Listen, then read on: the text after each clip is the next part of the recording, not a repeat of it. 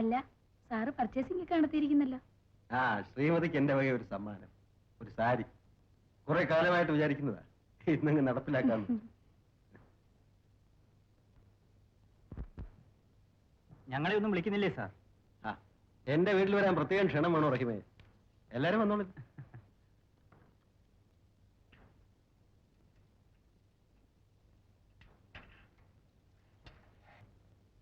സേവിയേഴ്സിൽ പോയി 2 സ്മോൾ അടിച്ചിട്ടുണ്ട്.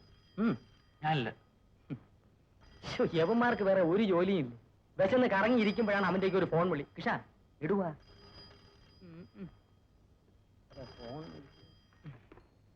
ഹലോ. ഓ ആന്നേ. അയ്യോ എബ്രാം സാർ.